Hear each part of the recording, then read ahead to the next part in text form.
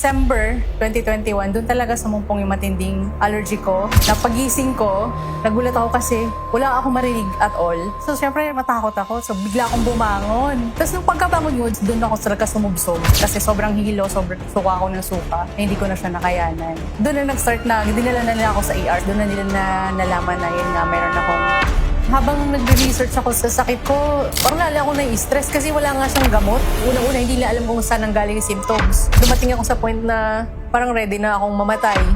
Na halos sumuko na ako. Actually, bumili na nga ako ng columbarium. Hindi na rin sila mahirapang palibing ako.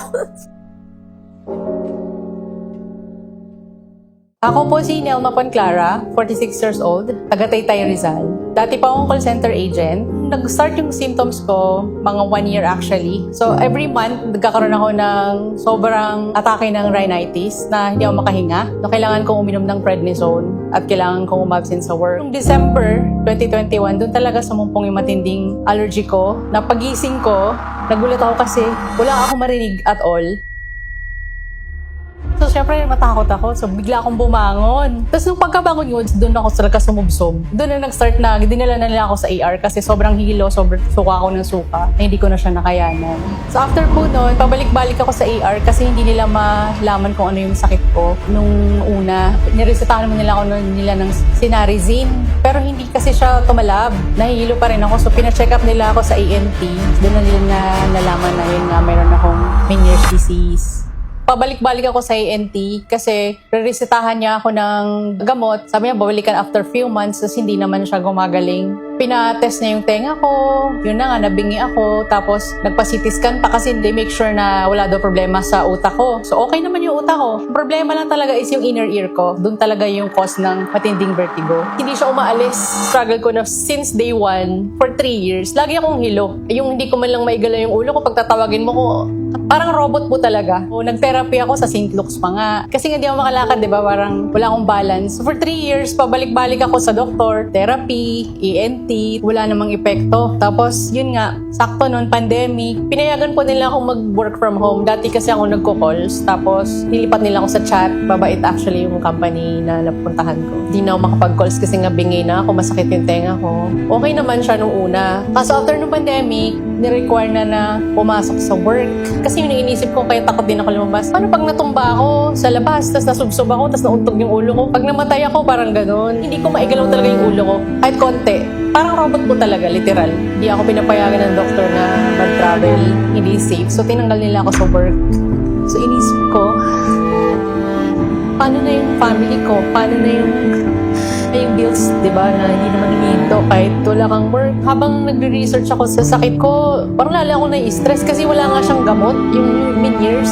Pag ni-research mo yung Meniere's disease, una-una hindi nga alam kung saan ang galing yung symptoms. Sobrang hirap po kasi imagine mo yung stress na may sakit ka na nga, tapos tinanggal ka pa sa work, wala ka pang pambili ng gamot, tapos iniisip ko yung mga anak, paano na kaya to? Parang dumating din yung time na dumating ako sa point na parang ready na akong mamatay. Na halos sumuko na ako. Actually, bumili na nga ako ng columbarium actually. Naisip ko, pag namatay ako, hindi na rin sila mahirapang palibing ako. Yung mga ganun. Ako talaga, feeling ko talaga wala na akong silbi that time kasi kahit magwalis or maghugas ng plato, hindi ko talaga magawa. Suporta naman yung kids ko kasi alam nila na hindi nila ako pwedeng sagip. Pag nakatayo ako, sila yung gumagawa ng gawaing bahay. Yung asawa ko, ngayon ba, may work naman siya, kaya lang hindi naman sapat sa bills namin. Ramdam din nila yung hirap na yun nga, may sakit ako. During the time na sobrang down na ako, nung una kasi parang nag-give up na ako, kaya lang eventually parang sabi ko, ay, hindi pwede ito, maliit pa yung anak ko. Paano na lang kapag mawalan sila ng mother, parang ang bata naman nila, kawawa naman. So sabi ko, kailangan kong tulungan yung sarili ko. So yun, naghanap ako ng something to inspire me. Tapos nakita ko yung speech ni Ma'am Rich. So sa Facebook nung tumanggap siya ng Legacy Awards. Tinapos ko talaga yung mahaba niyang speech. Meron siyang binanggit doon na sakit na gumaling, na rare din. Sabi ko, ay teka lang, rare din yung sakit ko, baka may pag-asa. Tapos, ano yung salbayo na binabanggit ni Ma'am Rich? Kasi hindi ko talaga kilala yung salbayo that time. So yun, nag-research ako, tapos halos napanood ko lahat ng kwentong salbayo. And actually, nagdadalawang isip ako nung una, kasi nga sabi ko, totoo kaya to? Kasi barley lang naman to. Pero maraming gumaling. Totoo kaya? Wala na akong ibang choice. Wala nang mawawala sa akin. Sabi ko, try na natin to. Nag-try po ako ng umorder ng salbayo. Bumili nga ako nung yung malaking discount kasi inisip ko, so sobrang lala na sakit ko. Kailangan ko ng maraming salbayo. Sabi kasi nung wala daw overdose. Yun na yung dahilan kung bakit ako bumili ng marami. As in, laklak talaga yung ginawa ko. Wala na pong sukat-sukat yun. Parang si Ivana, di ba, pag iinom siya kutsara? Ganun po. Isang kutsara ako sa baso. Ganun ako uminom every time. Mula umaga hanggang gabi po yun. Megadose yung ginawa ko. Every time na inom ako ng tubig, lagi pong may salbayo.